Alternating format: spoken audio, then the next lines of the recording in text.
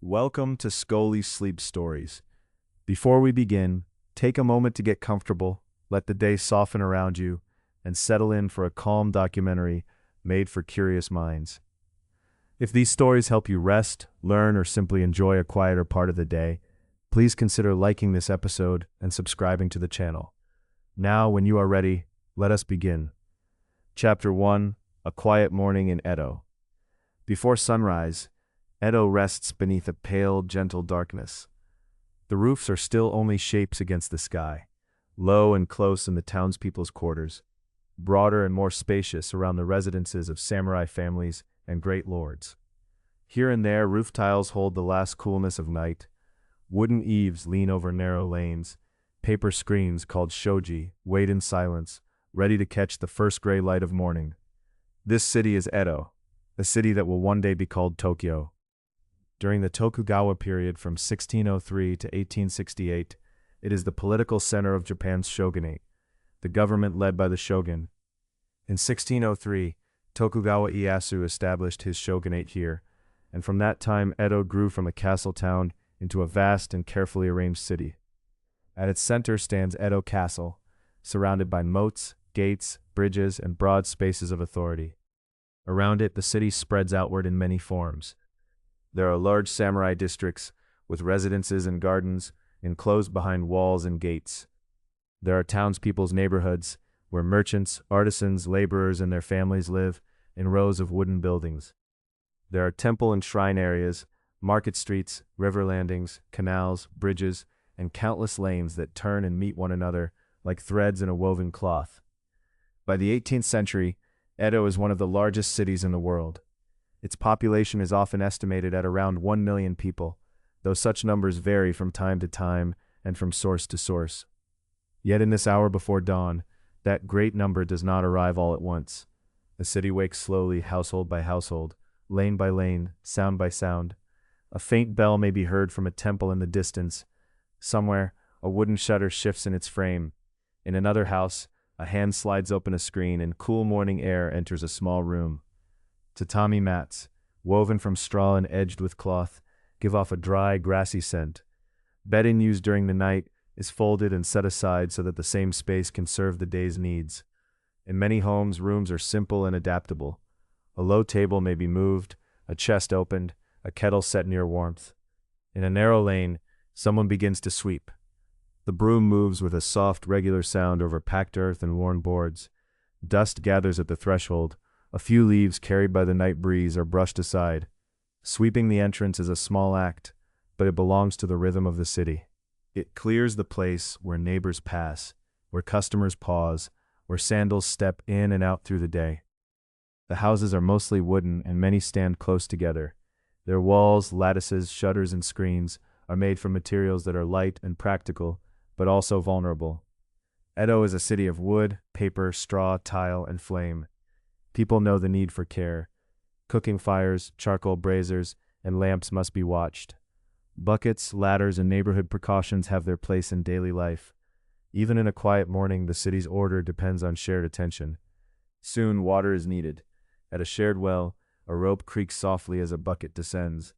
The bucket touches water, dips, fills, and rises again, darker and heavier than before. A neighbor may arrive with another pail. Greetings are exchanged in low voices. Water is carried back for washing, cooking, and tea. In some parts of the city, canals and water channels help support daily life, but the well is close and familiar. It is not only a source of water, it is also a place where news passes gently, where faces are recognized, and where the morning begins in company. Farther away, beyond the lane, the rivers and canals of Edo lie under a growing light. These waterways are part of the city's life.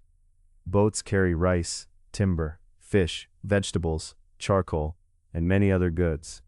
Canals connect warehouses, markets, and neighborhoods. Bridges stitch one bank to another.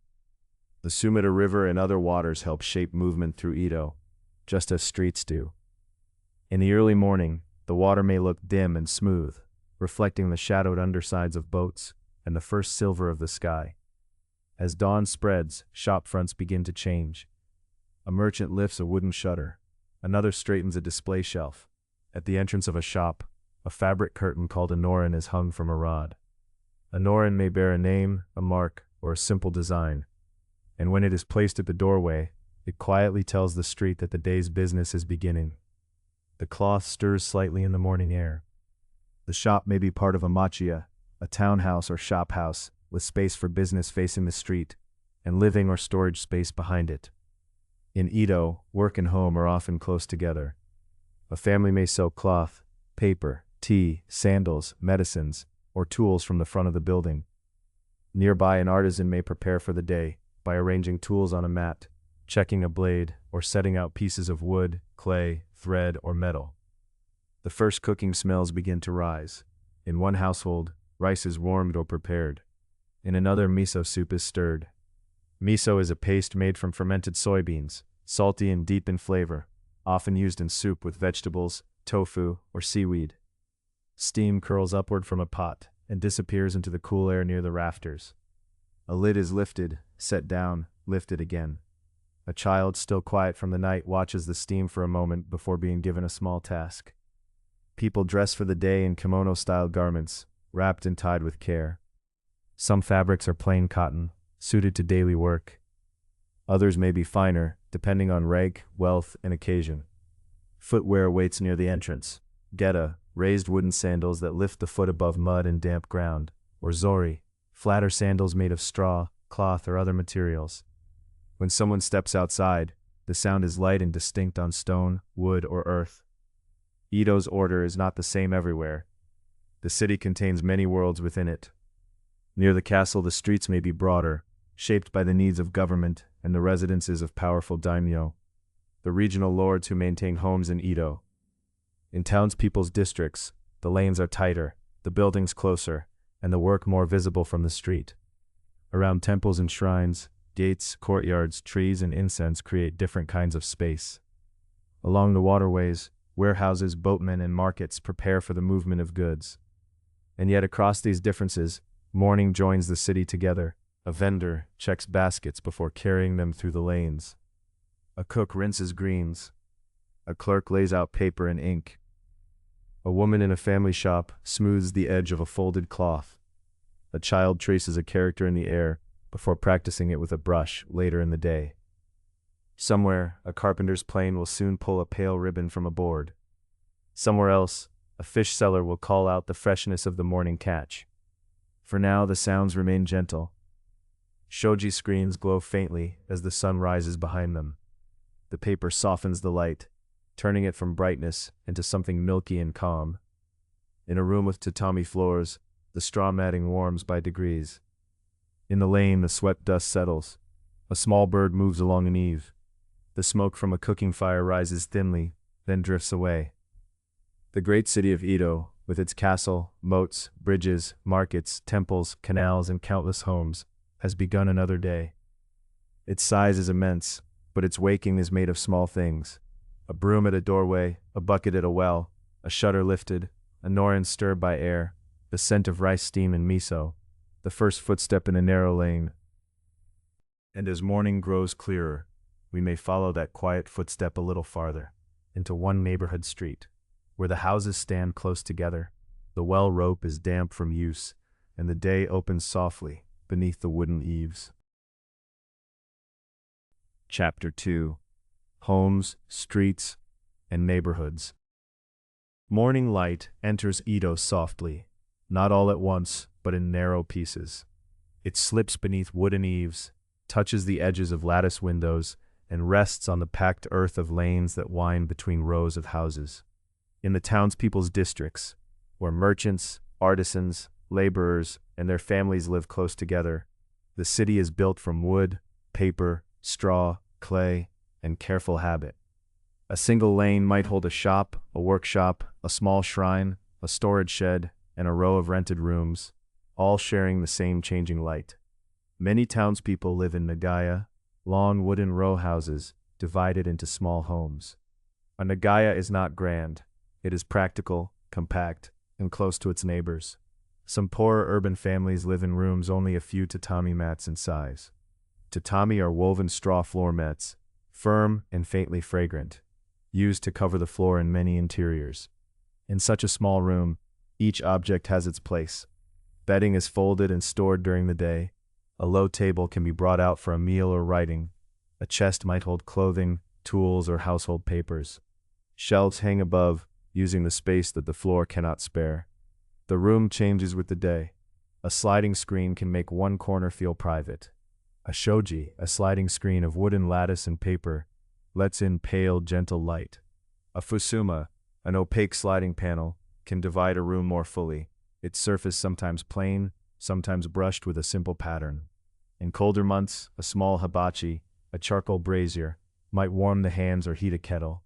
The charcoal is handled carefully, for fire is both useful and dangerous. In a city built so densely of wood, other homes take the form of machiya, townhouses or shop houses, where work and family life meet under one roof. The front might open onto the street as a shop, with shelves of goods, a counter, and a norin curtain hanging at the entrance. Behind or above the shop are places for storage, cooking, accounts, and family life. A dyer might keep cloth and tools nearby. A seller of paper might stack sheets in careful bundles. A food merchant might arrange baskets in the front room, while someone in the back prepares the day's simple meal. The boundaries between work and home are often gentle rather than sharp. A child might trace characters near a stack of wrapped goods. A grandmother might mend clothing while listening for customers. A shopkeeper might slide open the front shutters, sweep the threshold, and pause to greet a neighbor drawing water nearby.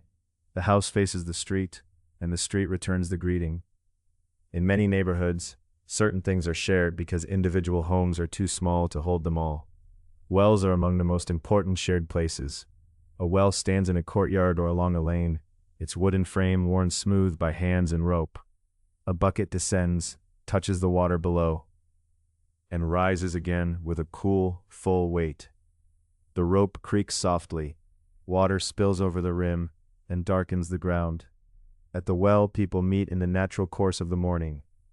Someone rinses vegetables, someone fills a carrying pail, someone exchanges news about a relative, a price at the market, or the weather moving in from the bay. The well is useful, but it is also social. In a crowded city, small meetings matter. A brief nod, a shared task, a borrowed ladle, or a word of advice helps hold the neighborhood together. Other shared arrangements are just as practical. Some neighborhoods share toilets, rubbish places, notice boards, and firefighting tools. A notice board might carry official announcements or neighborhood rules. Ladders, hooks, buckets, and other tools for fire precautions are kept where they can be reached. Local neighborhood organizations help manage mutual duties, taxes, order, and fire awareness. These arrangements can be strict, but they also make daily life possible in a city where so many people live close together. Fire is a constant concern in Edo. Wooden buildings, paper screens, open flames, oil lamps, and charcoal braziers all require care. The city knows the danger well. In 1657, the Great Fire of Narrated burned through much of Edo, and later generations remembered how important precautions could be. Yet even without dwelling on such events, one can see fire awareness in the ordinary habits of the neighborhood. A lamp trimmed carefully, charcoal watched until it fades, water kept ready, and lanes cleared as much as space allows.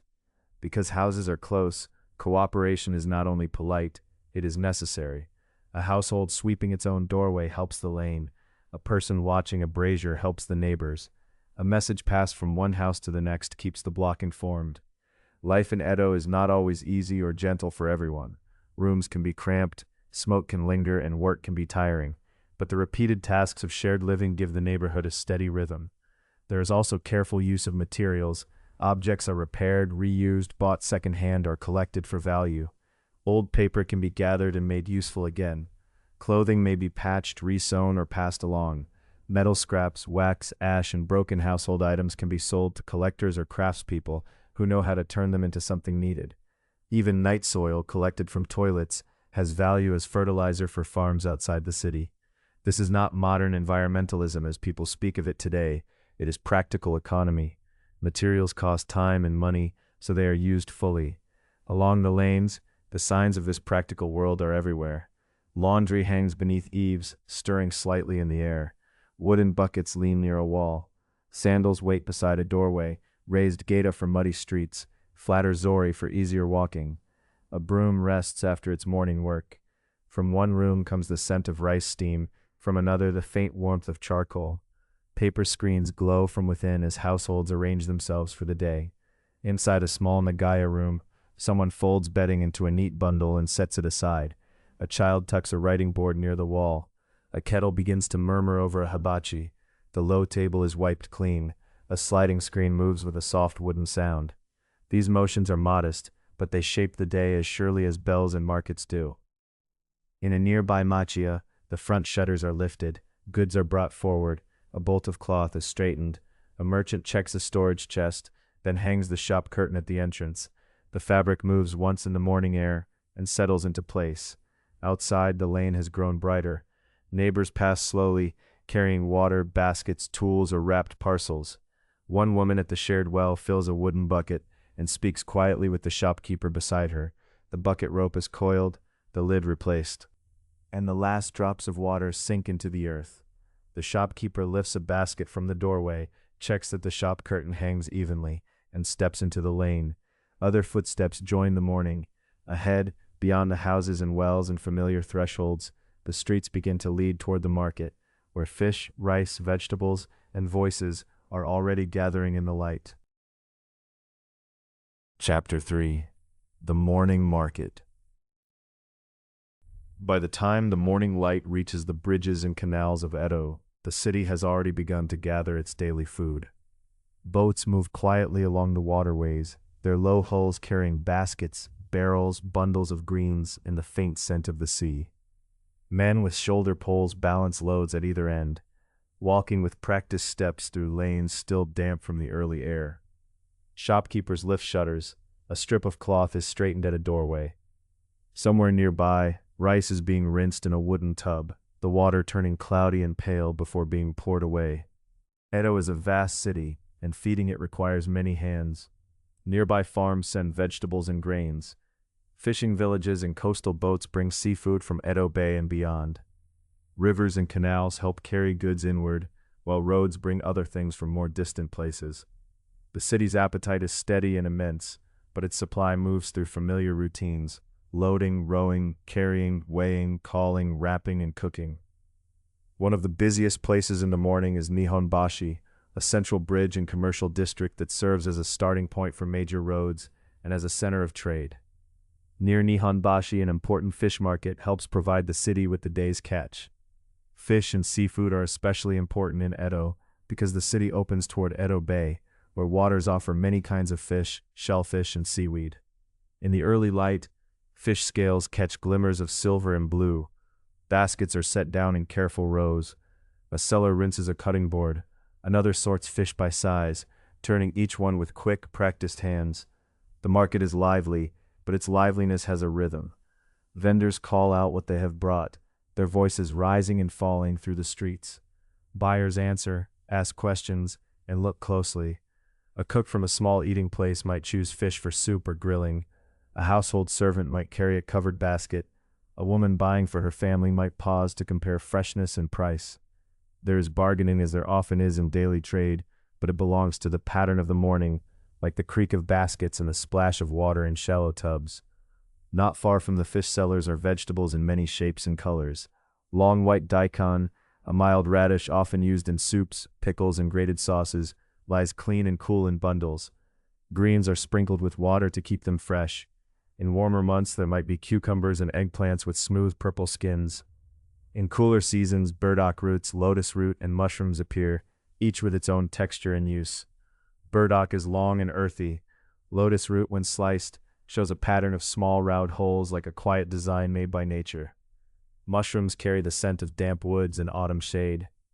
The foods of Edo change with season, income, and household custom. Miso soup, pickles, and perhaps fish or tofu.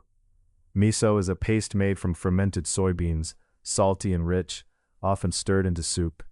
The broth beneath it might be dashi, a stock made from ingredients such as kombu seaweed and dried bonito, giving warmth and depth to an everyday bowl. Pickled vegetables called tsukemono add brightness and crispness.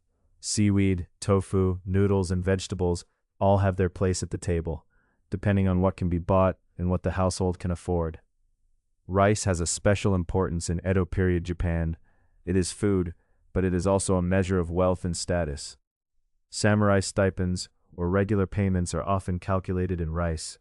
A common unit is the koku, a measure traditionally understood as enough rice to feed one person for a year, though its use in accounts can be more complex. In the city, many residents eat rice regularly, especially compared with people in some rural areas. Yet not everyone eats polished white rice every day. Diets vary widely.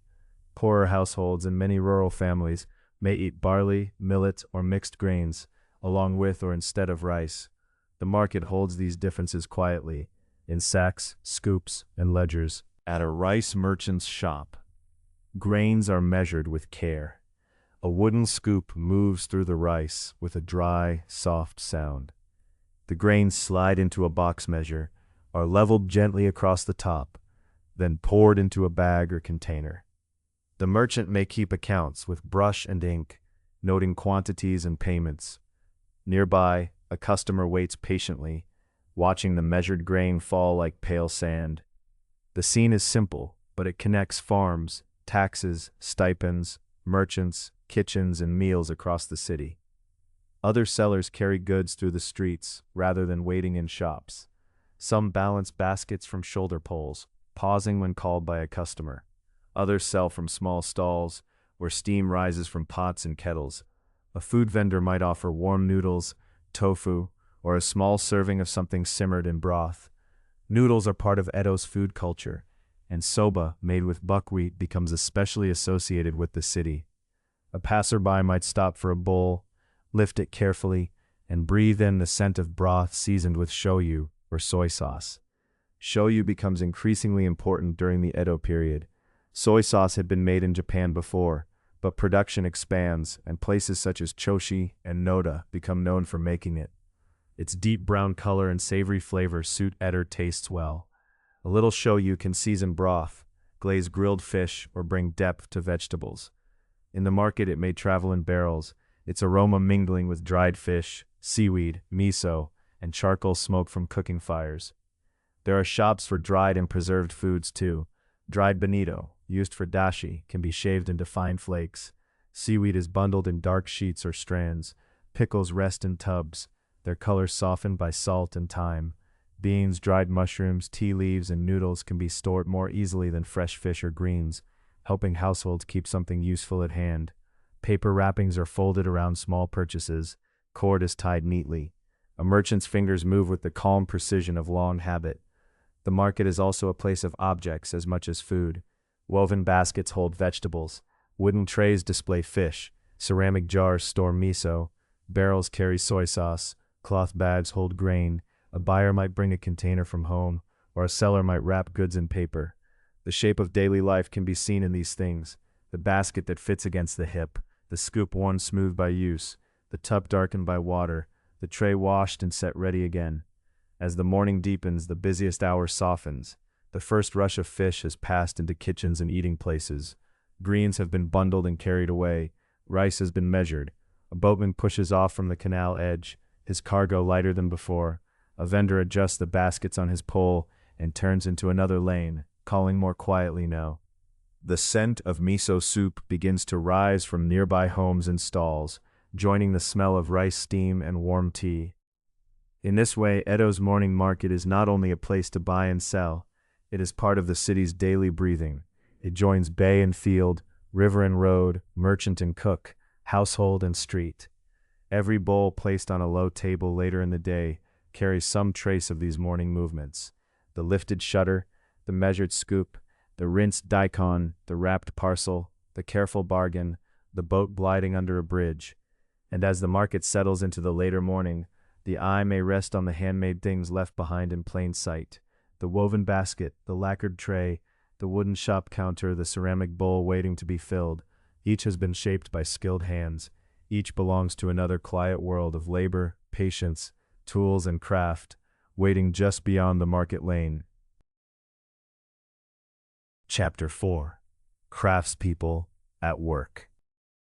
By the time the morning market has settled into its steady rhythm, another part of Edo is already deep in its own quiet labor. Behind shop fronts and beneath low wooden eaves, in courtyards, sheds, and narrow rooms open to the street. Craftspeople bend over their work. Edo is a city of many hands. It needs carpenters and plasterers, roofers and potters, lacquerware makers and paper sellers, textile dyers and metal workers, umbrella makers, fan makers, sandal makers, and the careful teams who make printed books and pictures. Some workshops are small family businesses, with tools stored along the wall and materials stacked neatly in corners. Others are busier places, where masters, journeymen, apprentices, relatives, and hired workers share the tasks of the day. An apprentice is a learner, often young, who trains by watching and helping. At first, the work may be simple: sweeping shavings from the floor, carrying water, sorting scraps, cleaning brushes, preparing paste, or holding a lantern when the afternoon light grows dim. Yet these small duties are part of the craft. They teach the weight of wood, the smell of wet clay, the feel of good paper, and the patient order of a workshop. In a carpenter's shop, pale curls of wood gather like ribbons at the worker's feet. A plane moves forward with a low, even whisper, smoothing the grain of cedar. The carpenter pauses, touches the surface with the flat of his hand, and then adjusts his tool by a very small amount. In Edo, carpenters are always important. The city is built mostly of wood, with paper screens and open flames used for cooking and light. Fires remain a serious danger, and when buildings are damaged or cleared, skilled builders are needed again. Their work is practical, disciplined, and deeply familiar to the city. Many wooden buildings rely on joinery, a way of fitting pieces of wood together with carefully shaped cuts. A beam may meet a post not simply by being nailed, but by sliding into place through a carved joint, held by shape, pressure, and the knowledge of how wood behaves. The carpenter measures, marks, cuts, and tests. A mallet taps softly. A chisel lifts a thin shaving. Nothing hurries. Even a modest shop house or row house repair requires attention. A doorway must open smoothly. A floorboard must sit level. A roof must shed rain. Nearby, a plasterer may smooth earthen plaster across a wall, drawing a trowel in long, calm strokes. A roofer checks tiles or boards overhead. A sandal maker threads straps through soles of straw, leather, or wood, making footwear for the many feet that pass along Edo's lanes. These objects are not always grand or costly. Many are ordinary things, made for daily use: a bucket, a box, a ladle, a pair of sandals, a carrying pole, a repaired shutter. Their beauty often comes from being useful, well-shaped, and made by practiced hands. The air holds the faint, damp scent of clay. A potter turns a vessel slowly, guiding the wall of a bowl upward with steady fingers. Clay remembers pressure. Too much force and the shape leans, too little and it remains heavy. Bowls, jars, cups, and dishes move from hand to shelf, from shelf to kiln, from raw earth to fired ceramic. Some pieces are refined, meant for tea or display. Others are simple kitchen wares, the kind that hold pickles, rice, soup, or water. Edo needs both kinds. A little farther along, in a quieter room, lacquerware waits through its many stages.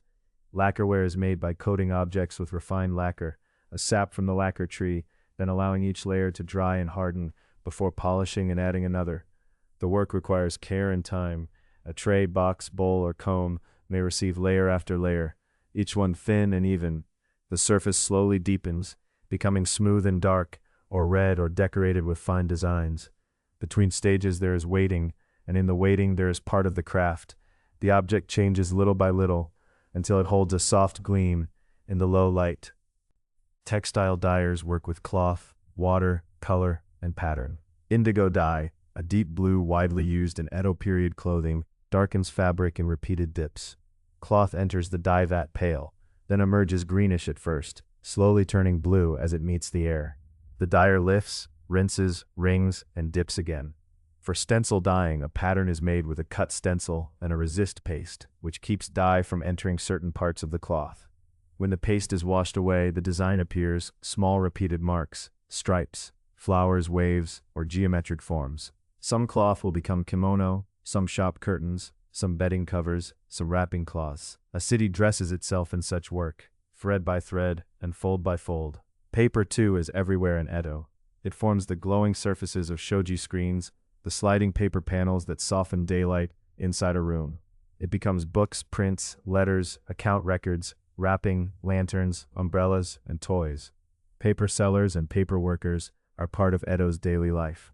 Sheets are stacked, trimmed, pasted, folded, or stretched over frames. A lantern maker bends thin bamboo ribs and covers them with paper, making a chochin, a portable lantern that can collapse when not in use. An umbrella maker spreads oiled paper across a bamboo frame, creating a practical shelter from rain. In the world of printed books and pictures, many hands work together. A publisher plans the project and pays for materials.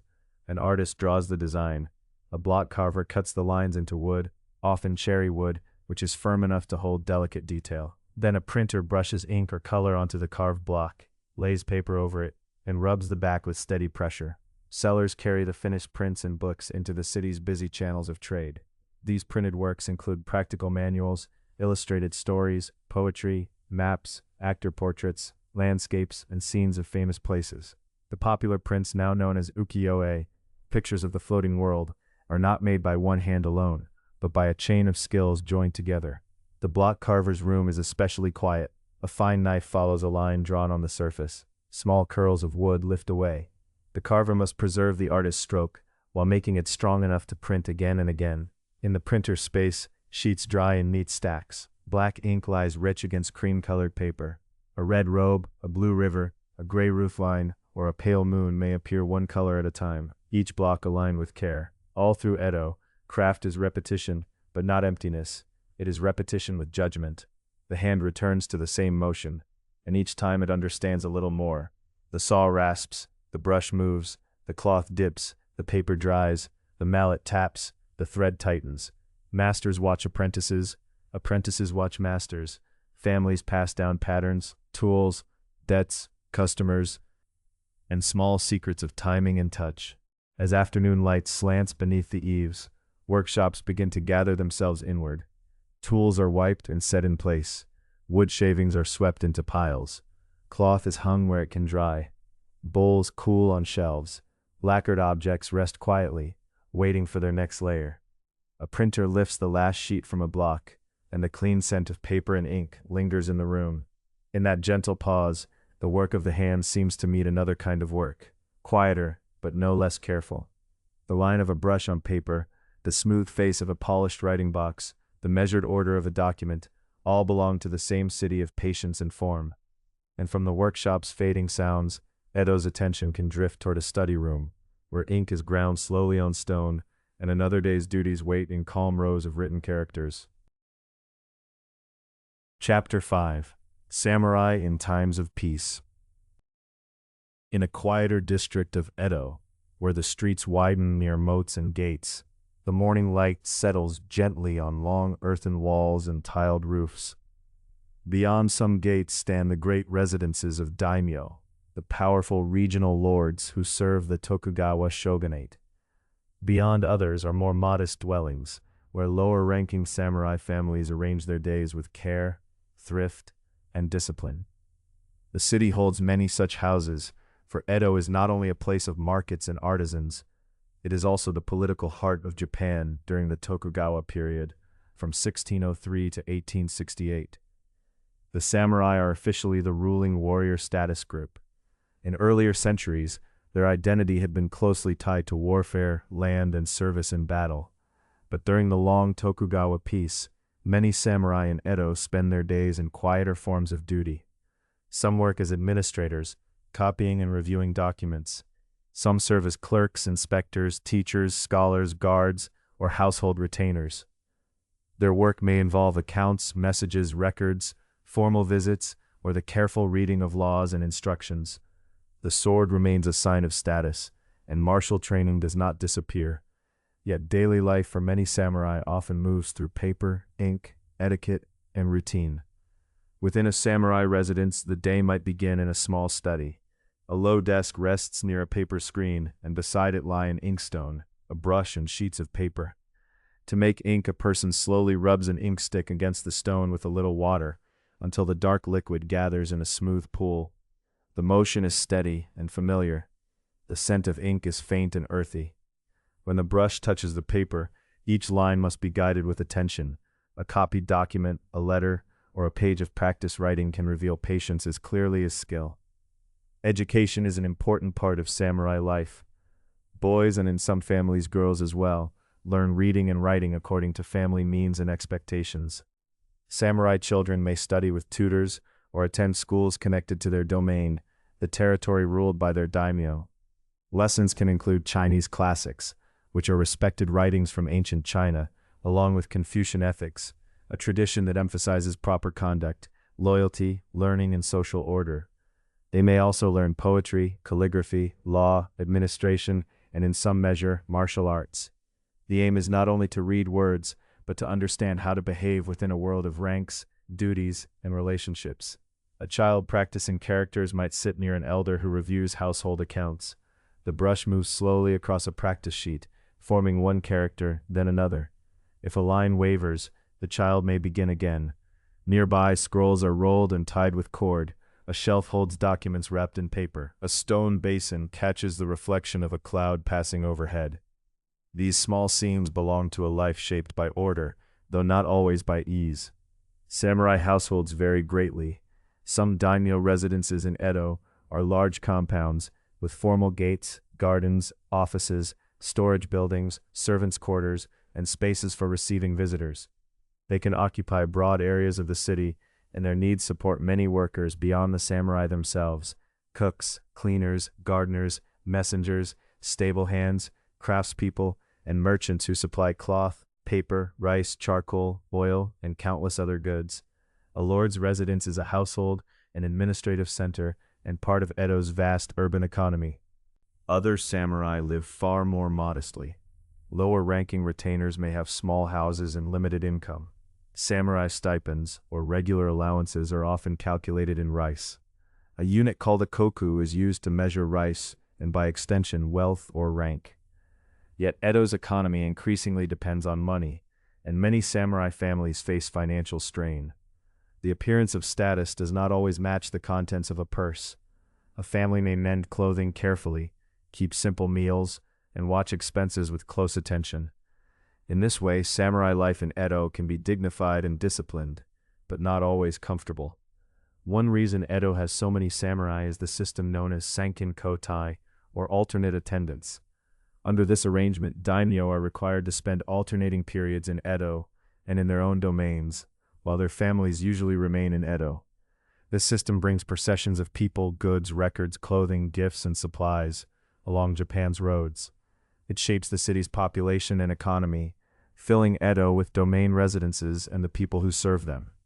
Inns, transport workers, merchants, tailors, food suppliers, and many others are connected, directly or indirectly, to this regular movement between Edo and the provinces. In the formal rooms of a samurai residence, etiquette matters.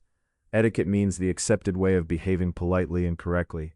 A greeting can reflect rank. Clothing can show season, occasion, and status. Visitors may be received according to careful rules. A document may be folded in a certain way, a message delivered through the proper person, a seat chosen according to relationship and position.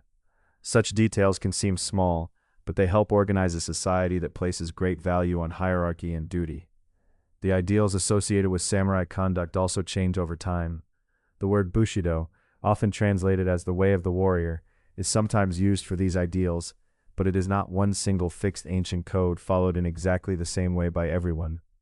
Ideas about loyalty, honor, learning, restraint, and service develop across centuries and are understood differently by different people. In Edo, especially among educated samurai, writing and reflection give these ideas a quieter form. A calm hand with a brush, a respectful bow, a well-kept account book, or a lesson patiently taught can all be part of service. As the afternoon light softens, a samurai clerk may finish copying a set of records. The brush is rinsed, the inkstone is wiped clean, papers are stacked, checked, and tied. Outside, the garden holds the small sounds of water and leaves. A guard at a gate shifts his weight, but does not hurry. In another room, a child repeats a line from a lesson, the words steady and low. And from that sheet of practiced characters, the story of Edo can pass gently onward. For learning does not belong only to samurai houses. Across the city, in smaller rooms, in shop fronts, near temples, and beside shelves of printed books, other hands are also moving across paper, shaping the lively world of reading, writing, pictures, and performance.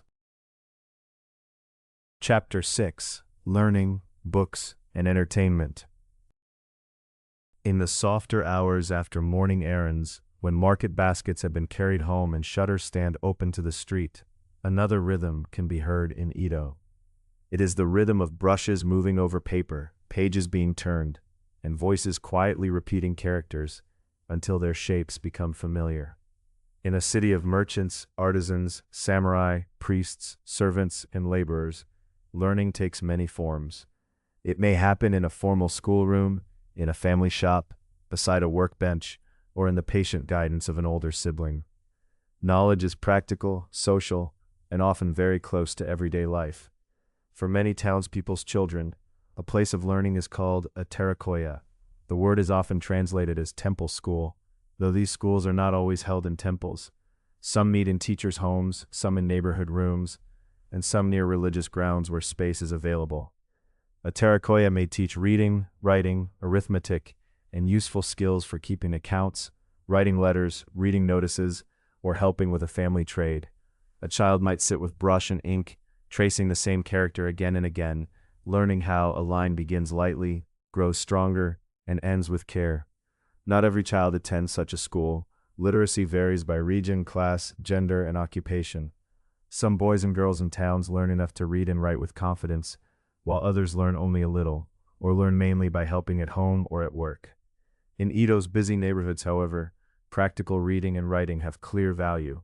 Shop signs, account books, letters, printed guides, temple notices, and theater programs all belong to a world where words and images move through the city like quiet streams. In samurai households, education follows a different path.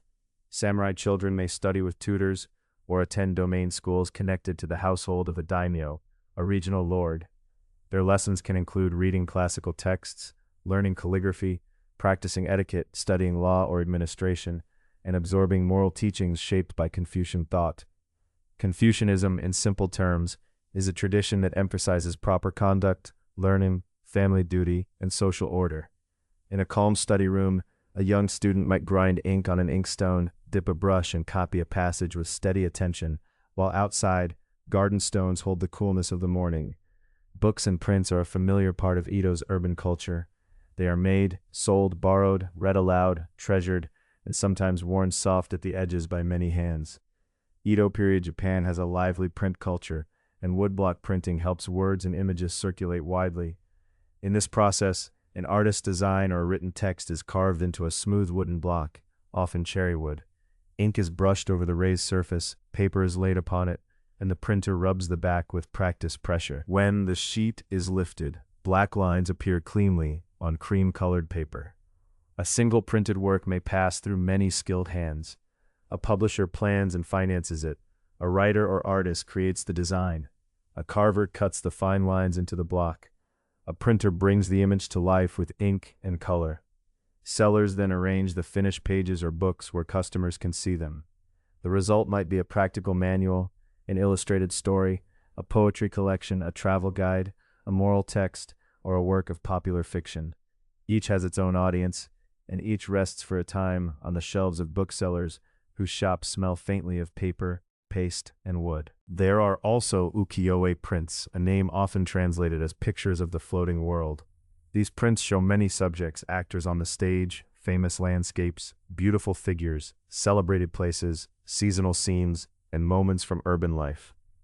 Some are modest single sheets. Others form series that people collect with interest. A visitor to a print shop might pause before an image of a bridge in evening rain, a distant mountain, or a well-known performer in an elegant pose. The lines are crisp, the colors balanced, and the paper holds the touch of many crafts working together. As the day moves on, the quiet of schoolrooms and bookshops gives way to the hum of entertainment districts. Edo offers many kinds of shared enjoyment: storytelling, comic tales, poetry gatherings, seasonal festivals, music, dance, kabuki theater, and puppet theater. These entertainments are not all quiet. Some are lively and crowded. Yet seen from a little distance, they form part of the city's steady cultural life, a place where people gather to listen, watch, admire, and remember. Kabuki is one of Edo's popular urban theater forms. By the mature Edo period, kabuki actors are male, including specialists who perform female roles with stylized grace.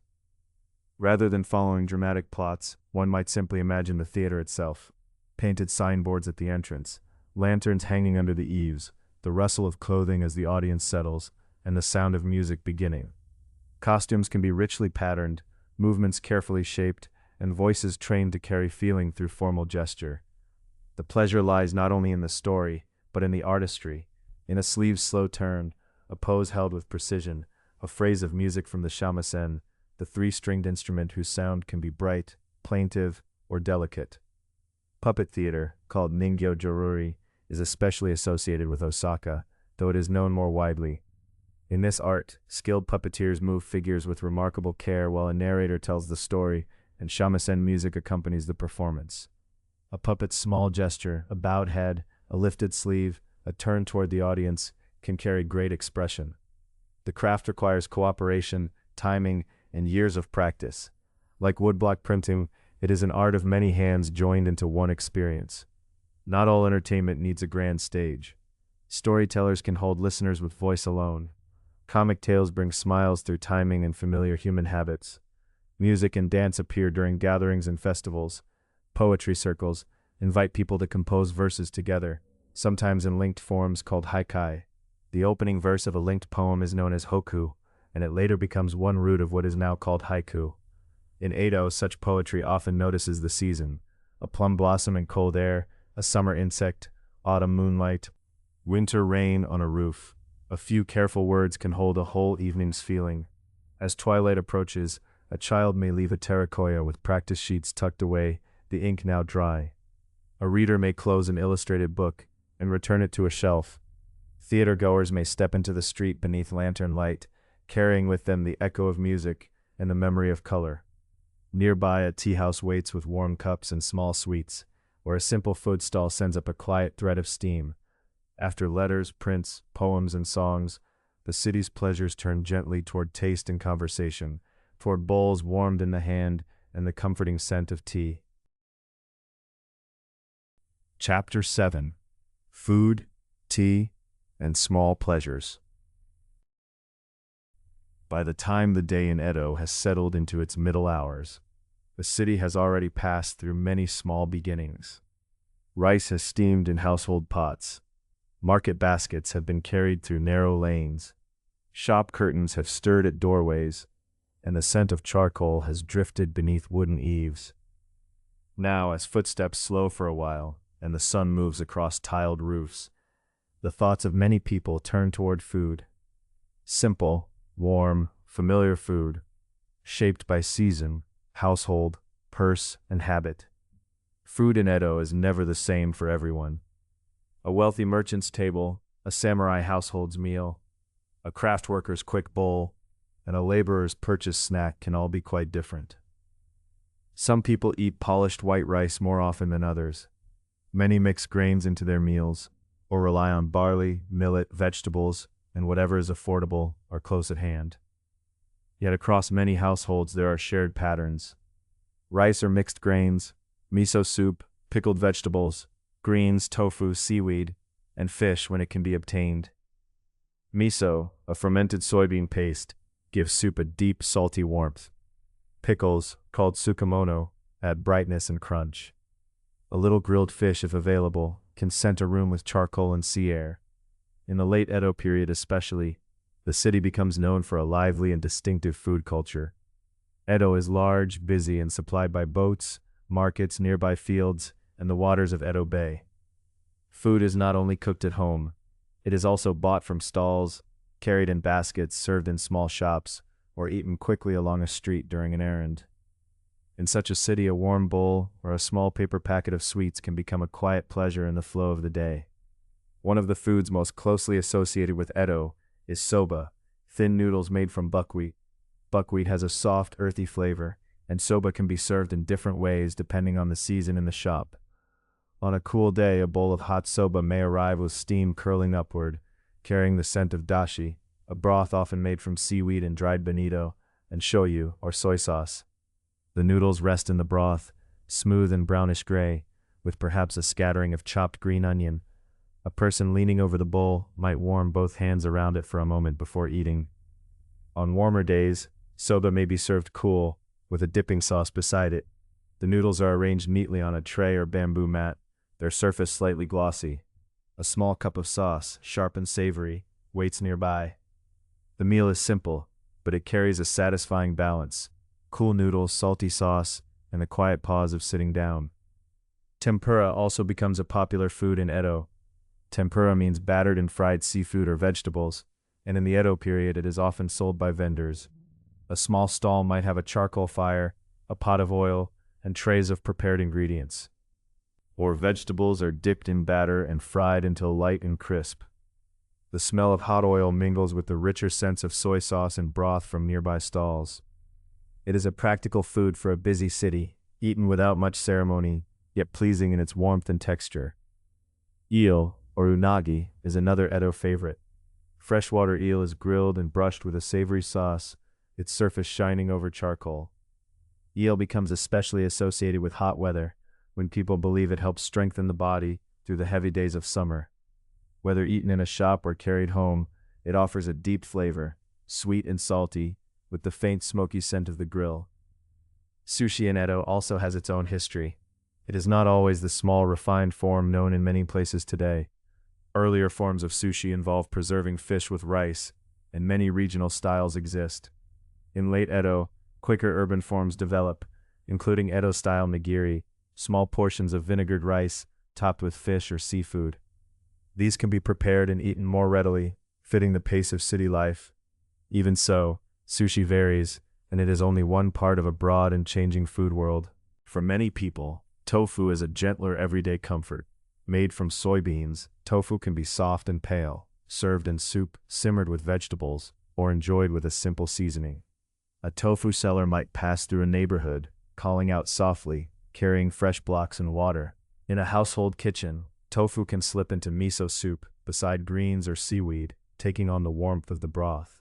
It is modest, nourishing, and adaptable. There are also grilled fish, simmered vegetables, rice cakes, dumplings, and sweets made with bean paste. A lacquer tray might hold a small cake, carefully shaped, its sweetness mild rather than heavy. Sweets come in many forms. Some are linked to the season: soft colors in spring, cooling textures in summer, chestnut flavors in autumn, and warm roasted treats in winter. A small sweet wrapped in paper can be brought as a gift, tucked into a sleeve or basket with thoughtful care. Tea accompanies many of these pauses. In Edo, tea is widely consumed, though not always in the same way. Powdered tea is used in the formal tea ceremony, a refined practice with careful movements, special utensils, and a quiet sense of attention. But formal tea is not practiced by everyone. Everyday tea is broader and simpler. From the 18th century onward, sencha, a steeped leaf tea, becomes especially popular. Sencha is made by placing tea leaves in hot water rather than whisking powdered tea. The result is clear, fragrant, and easy to share. A small teapot may be lifted with both hands. Pale green tea pours into cups, sending up a faint grassy scent.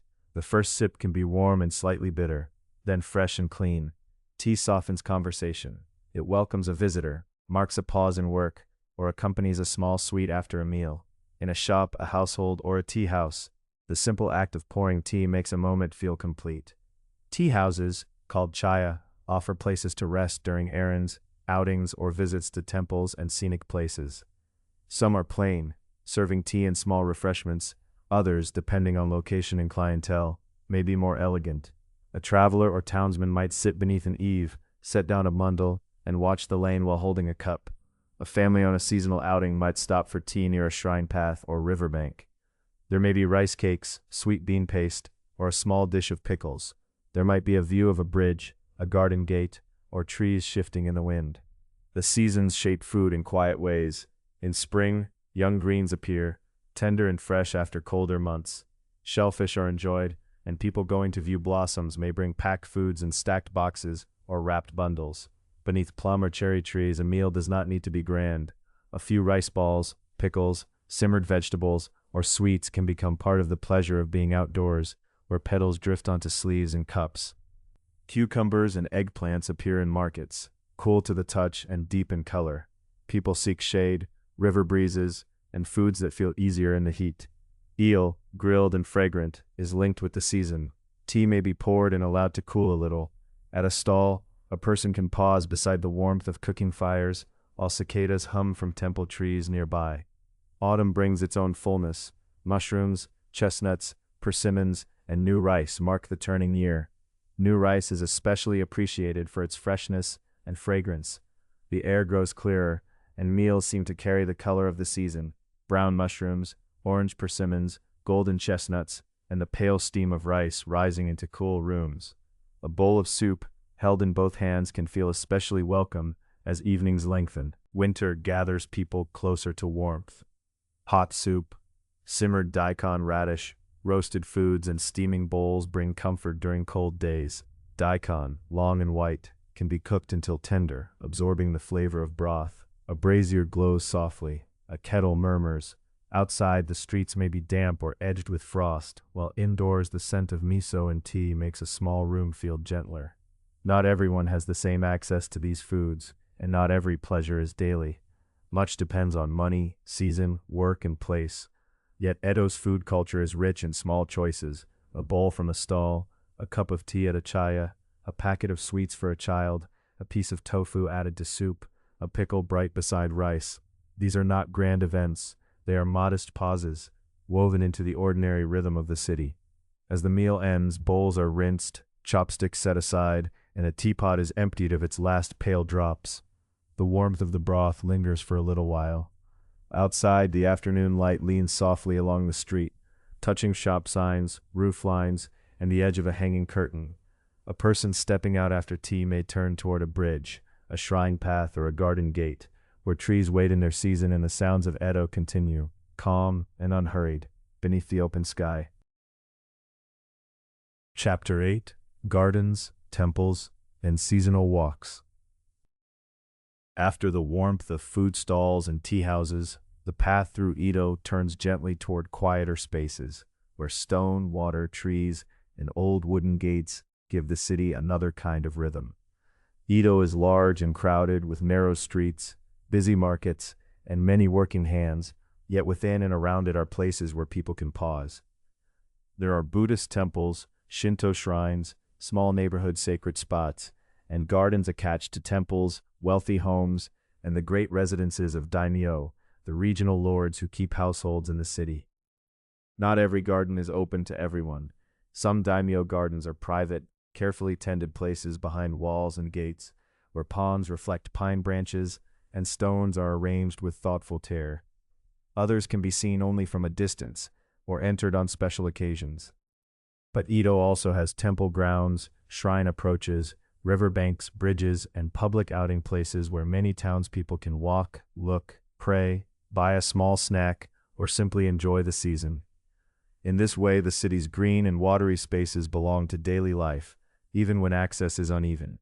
A temple in Edo is a Buddhist religious site, but it is often more than a place for prayer.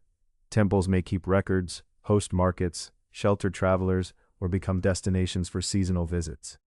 A shrine is connected with Shinto practice, with its own customs, festivals, and protective spirits called kami.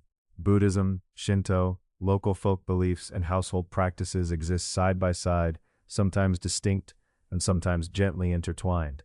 A family may visit a temple for one purpose, a shrine for another, and keep small charms or household altars at home, according to its own traditions. One of Edo's well-known temple areas is Sensoji at Asakusa. Its great gate and long approach draw many visitors.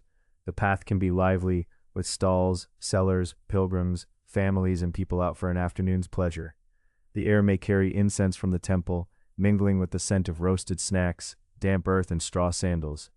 A person walking slowly toward the main hall can hear coins placed softly in offering boxes, the murmur of voices, and the rustle of sleeves as visitors bow or move aside for one another.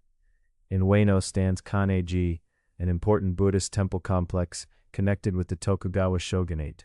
Its grounds, like many temple spaces, can feel both ceremonial and social. Trees shade paths, and in certain seasons, people come to see blossoms or leaves. Near Kanda is Kanda Myojin, an important shrine with deep ties to Edo's townspeople. Near Shiba stands Zojoji, another major temple associated with the Tokugawa family. Each place has its own history, buildings, gates, and ways of being remembered, and each helps shape how Edo residents move through the city's sacred and social landscape. The approach to such places is often as meaningful as the destination. A visitor may pass beneath a torii, a shrine gate that marks the entrance to sacred space, or step through a temple gate with heavy wooden beams and tiled roofs. Gravel shifts quietly underfoot. Pine needles catch the rain. Stone lanterns stand beside paths, their surfaces softened by age and weather. In the courtyard, incense drifts upward, and the tone of a bell spreads through the air, then fades among the eaves. Edo's gardens often borrow from older Japanese ideas of landscape in miniature. A pond can suggest a lake. A small bridge can suggest a journey. A carefully placed stone may evoke a mountain, while a clipped pine branch leans over water as if shaped by wind. Garden makers use ponds, stones, bridges, pines, maples, reeds, and flowering shrubs to create views that change with each step. Some gardens use borrowed scenery, meaning that a distant hill, temple roof, or line of trees beyond the garden becomes part of the view, even though it lies outside the garden wall. In spring, the turning of the year begins softly with plum blossoms. Plum flowers appear before cherry blossoms, often while the air is still cool. Their scent is delicate and clear, and their branches seem to hold small stars of white or pink against the late winter sky. People may visit places known for plum trees, pausing beneath the branches with folded papers of food or a cup of tea. The pleasure is not only in the flowers, but in noticing that the cold season has begun to loosen its hold. Then come cherry blossoms, and with them the custom of hanami, or flower viewing. In Edo, cherry viewing can be lively and crowded, especially in popular places along riverbanks, temple grounds, and famous lanes of trees. Families, friends, workers, and travelers may gather beneath pale blossoms. Some come quietly, while others come with music, food, and conversation. Petals drift down onto sleeves, trays, water, and packed earth. A breeze can scatter them across a path, so that the ground itself seems lightly patterned. Cherry blossoms are loved partly because they do not last long. Their brief season gives them a special feeling.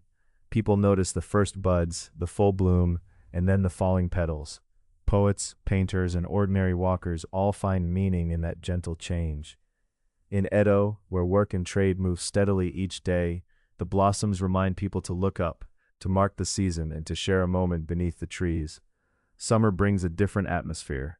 The air grows warmer and heavier, and shaded shrine paths become welcome places.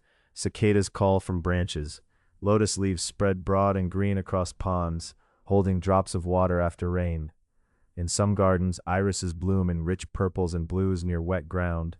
Iris viewing is another seasonal pleasure, and people may walk slowly along a plank path or pond edge, looking at the flowers reflected in the water. The Sumida River is especially important in Edo. It carries boats, goods, travelers, and the changing light of the day. Its bridges connect neighborhoods and help people move through the city, but they are also places to pause. From a bridge, one can watch cargo boats slide along the current, see roofs and warehouses along the banks, and feel a cooler wind moving over the water. The river is practical, commercial, and social all at once. It brings fish, transport, trade, and also evening walks, seasonal views, and reflections of lanterns after dusk. On hot days, people seek the river's edge for a little relief. A tea house may offer shade. A vendor may sell something light to eat. Children watch boats, while adults speak in low voices and loosen the pace of the day. Summer festivals can be bright and crowded, not always quiet, with music, stalls, and many people moving together. Yet even within the liveliness there are small, calm details: a paper fan opening, a cup of tea set down, the smell of river air after rain. Autumn arrives with clearer skies and a sharper feeling in the light. Maples begin to turn red and gold. People visit places known for autumn leaves, just as they have gone to see blossoms in spring.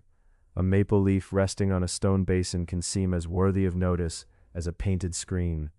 The season brings mushrooms, chestnuts, persimmons, and the thought of new rice. In gardens, the colors deepen.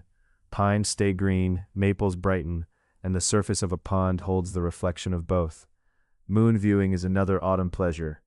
On a clear evening, people may gather to look at the full moon, especially when the air feels clean and cool. Offerings or seasonal foods may be arranged depending on custom and household. Poets can compose verses, and friends may exchange a few quiet lines. In the city, rooftops, temple grounds, riverbanks, and garden pavilions all offer ways to notice the moon. Its light softens tiled roofs, wooden bridges, and the dark outlines of trees. Winter changes Edo again. Snow does not fall every day, but when it comes, it softens the city's shapes. Roof lines turn white. Pine branches hold small weights of snow. Temple courtyards seem wider and quieter, their gravel hidden beneath a pale covering. A garden pond may lie still under a cold sky, and stones take on rounded forms. People walking through snow leave careful footprints, their sandals pressing a temporary pattern into the ground. After a winter walk, warmth matters. A brazier, a bowl of hot soup, tea poured into a small cup. In temple and shrine grounds, the scent of incense feels stronger in cold air. Bells carry clearly. Wooden buildings, with their deep eaves and dark beams, stand against the brightness of snow. Even a city as active as Edo can appear hushed for a little while, as if every street and roof has been covered by the same quiet cloth. Chapter 9. Evening in the lantern-lit streets. As the afternoon light softens over Edo, the city begins to change its voice. The bright calls of market sellers grow fewer, and the steady sounds of work become slower and more spaced apart. Along the narrow streets, shopkeepers look toward the fading sky and begin the familiar tasks of closing for the day. A cloth curtain, the noren, is taken down from a doorway and folded with care. Wooden shutters slide into place with a low, smooth sound. Baskets are stacked, scales are wiped, and unsold vegetables are gathered into shaded corners for the next morning's planning. The streets are still alive, but the day's busyness is gently loosening. A carpenter returns with his tools wrapped in cloth. A woman carrying a small bundle pauses at the shared well to exchange a few quiet words with a neighbor. Children who have been playing near the lane drift back indoors as the light thins between the eaves. The smell of evening meals begins to rise from homes and stalls. Miso soup warming over charcoal, rice steam, grilled fish, and the savory scent of shoyu, or soy sauce, brushed over food as it cooks. In many homes, the evening meal is simple and practical. A bowl of rice or mixed grains may be served with pickled vegetables, soup, and perhaps fish or tofu when available. In the compact dwellings of townspeople, space is used carefully.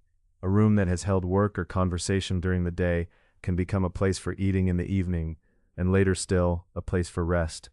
Sliding screens and low tables make such changes possible.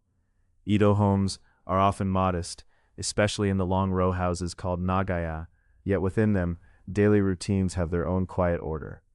Before returning fully indoors, many townspeople visit the public bathhouse, or sento. Private baths are not common for many urban households, so the sento is an important part of daily life. It is a place to wash, but also a neighborhood meeting place, filled with steam, damp wood, and low conversation. Customs in bathhouses change over the long Edo period, and rules are not always the same from one decade to another. But the broad rhythm remains familiar.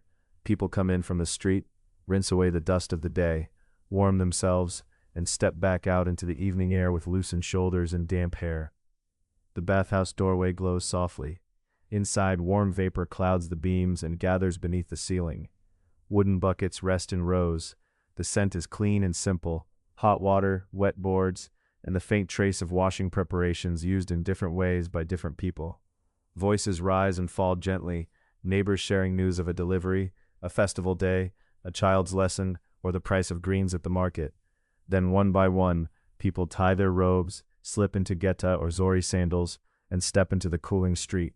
As dusk deepens, Edo's lamps appear. Their light is not like the steady brightness of a modern city. Night in Edo is darker, and movement after dark is more limited. People carry chochin, collapsible paper lanterns, when they need to walk outside. Shops and homes use oil lamps, candles, and andon, paper-shaded lamps often set on the floor indoors. The andon gives a mild, enclosed glow, as if light itself has been wrapped in paper. Behind shoji screens, the lamps make warm rectangles that float along the street like quiet signs of household life.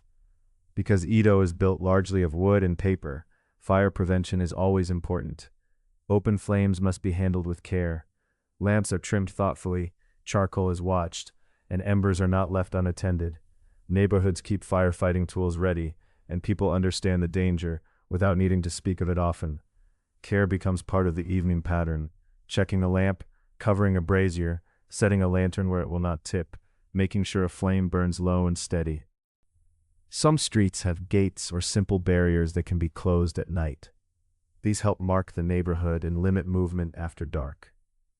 The closing of such a gate is not always dramatic.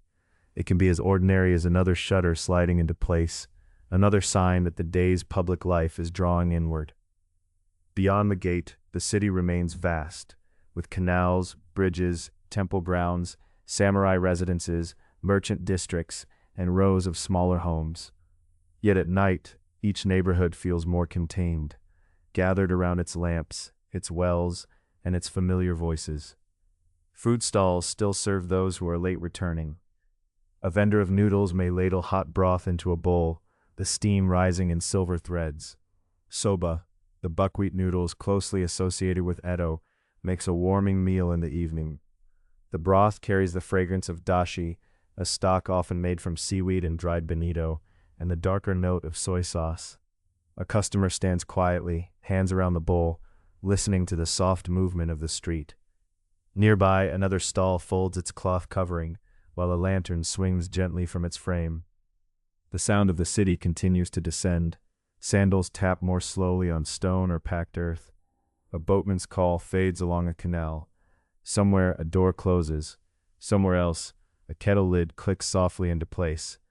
Reflections of lanterns tremble in the dark water, amber lines broken by the faint movement of the current. The river and canals, so busy in daylight with trade and transport, become part of the evening atmosphere, holding the dim lights of bridges and waterside homes. Then comes the measured sound of the night watchman.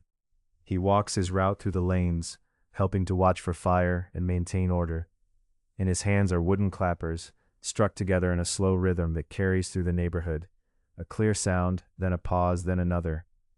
The clappers remind people to be careful with flame. They also mark the presence of someone moving through the darkened streets, attentive and steady. The sound travels beneath eaves, past closed shops and around the corners of Nagaya dwellings, becoming part of Edo's nightly music. Time itself is heard differently in Edo. Bells mark the hours, but these are not fixed modern hours of equal length.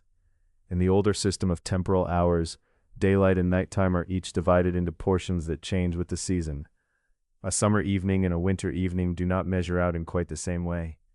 The bells belong to a world that listens to the sun's rising and setting, to long days and short days, to the slow turning of the year. When a bell sounds from a temple, its tone moves across rooftops and fades into the lanes like a soft ripple. Inside the houses, families complete the last tasks of the day. Bowls are rinsed and set aside. A child's writing practice is gathered up, the brush cleaned, the paper stacked. A shop account may be checked once more by lamplight. Numbers and names written in careful strokes. Cloth is folded. A small household altar or protective charm, present in some homes according to family custom, catches the faint glow of the lamp. Not every home is the same and not every evening is easy, but the repeated gestures of daily life give shape to the darkening hours. The andon light behind a shoji screen makes shadows of the wooden lattice. Outside, the night watchman's clappers sound again, farther away now. The lane has grown quieter, though not silent. There is still the murmur of water, the occasional footstep, the soft creak of a shutter in the breeze. Edo, enormous and intricate, gathers itself gently after the labors of the day. Within one modest room, padded bedding is unfolded onto tatami. A lamp is lowered to a small glow. Beyond the paper screen, lantern light fades from the street, and the city prepares to rest beneath the dark roof lines and the distant sound of bells. Chapter 10. The Sleeping City. By the time night settles fully over Edo, the city has not become silent. A place of nearly 1 million people, at least in some periods of its long growth, does not simply disappear into darkness, but its sounds change. The sharp calls of morning sellers have faded. The knock of tools, the splash of market boats, the shuffle of crowded bridges, and the warm voices at food stalls have softened into smaller, farther sounds. Edo, the city that will one day become Tokyo, rests in layers, one neighborhood after another, one lane after another, one wooden house beside another, all gathered beneath the dark shape of the sky. Inside the common townhouses and row houses, the rooms change their purpose once again. During the day, many homes have been places of cooking, sewing, mending, sorting goods, keeping accounts, teaching children, receiving neighbors, and storing the small tools of work. In poorer households, the space may be very compact, sometimes only a few tatami mats, and a single room may serve many needs from morning until night. Tatami are woven straw floor mats, firm and faintly fragrant, and their measured size helps shape the proportions of rooms. By evening, low tables can be moved aside, baskets set against the wall, and folded things taken down or opened out. Bedding in Edo is often folded and stored during the day, then laid out at night on tatami or other floor surfaces. It is not always the same as a modern futon, but it belongs to the same family of practical bedding, padded mats, quilts, and covers that can be spread when needed and put away again with care. In a small rented room, this habit makes space for the day's work. In a larger house, it keeps rooms open and flexible. A quilt shaken lightly, a padded mat unrolled, a cotton cover smoothed by hand.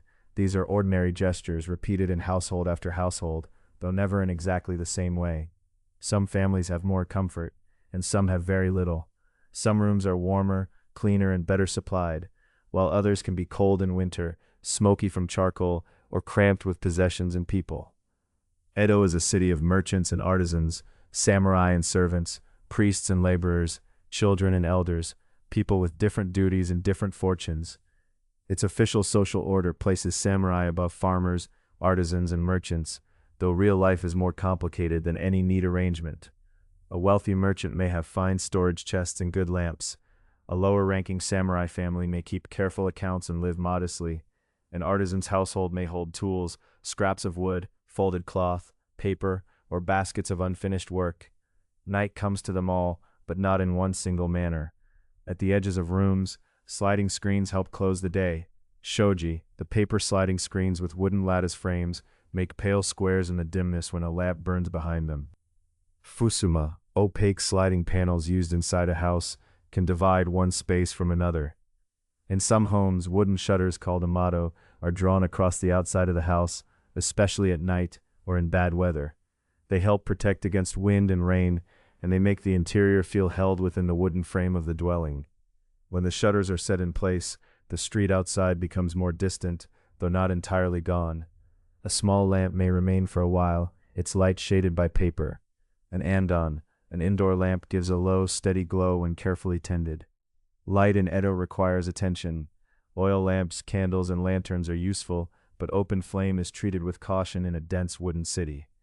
Earlier in the evening, watchmen have made their rounds, mindful of fire as well as order. Now and then, from somewhere down a lane, comes the hollow sound of wooden clappers. Their slow notes move through the neighborhood and then fade, reminding those who hear them that the city is watched, though never perfectly safe from the risks that come with wood, paper, charcoal, and crowded streets. In some homes, a small place of devotion catches the last lamp glow. A butsudan, a Buddhist household altar, may hold tablets, offerings, or objects connected with family remembrance. A kamidana, a small Shinto household shelf, may be set high on a wall, with simple offerings placed there according to household custom. Not every family has the same practices, and beliefs in Edo are varied. Buddhist temples, Shinto shrines, local customs, seasonal observances, and family habits often exist side by side. At night, these quiet household places are not always the center of attention, but they form part of the room's shape, part of the way people mark gratitude, protection, memory, and continuity. Outside, Edo's waterways still breathe through the city. Rivers and canals have carried fish, timber, rice, vegetables, charcoal, cloth, ceramics, books, and countless other goods by day. Boats have moved beneath bridges, and porters have carried loads from landing places into market streets. At night, most of that movement diminishes. A late boat may still pass. It sounds small on the dark water. A rope may creak softly. A ripple may touch the stone edge of a canal and loosen again. Lantern light from a nearby house or shop can tremble in the water, then break into long, wavering pieces. In warmer months, insects add their delicate voices. Their sounds come from gardens, from grasses near waterways, from temple grounds, from narrow spaces where plants find room beside walls and fences. In summer, the air may still hold the memory of the day's heat, and a family may leave a screen open where it is safe to do so, listening to the faint movement outside. In autumn, the air grows clearer, and night sounds seem to travel farther. In winter, wind moves under the eaves, and roofs hold the quiet weight of frost or snow. Rain, when it comes, touches roof tiles, wooden gutters, packed earth, and puddles in the lanes, making a soft pattern that belongs to no single household. Farther away, a temple bell may mark the time. Edo period timekeeping does not use fixed modern hours in the same way people do today. Daylight and nighttime are divided into sections that change with the season, so a nighttime hour in winter is not exactly the same length as a nighttime hour in summer. Yet bells, watches, and routine help people feel the passage of time. A bell tone moves outward through the darkness, crossing roofs, canals, temple gates, and the walls of samurai residences. It reaches the shop house where account books have been closed, the row house where tools have been put away, the room where a child's practice sheets lie drying, and the kitchen corner where the last bowl has been rinsed and turned upside down. The day has been made of many small labors: water drawn from a shared well, rice washed, soup stirred, pickles lifted from a jar. A shop curtain hung in the morning and taken down at dusk. A brush dipped in ink, a plane drawn over wood, a length of indigo cloth rinsed and hung, a packet of sweets wrapped in paper, a prayer offered at a shrine, a lesson copied carefully, a bath taken in warm steam, a lantern trimmed before the room grows too dim. These actions are ordinary, but together they make the life of the city. And as Edo rests, it does not become simple. It remains a place of crowded neighborhoods and grand compounds, of fine gardens and narrow rented rooms, of skill and hardship, of rules and improvisation.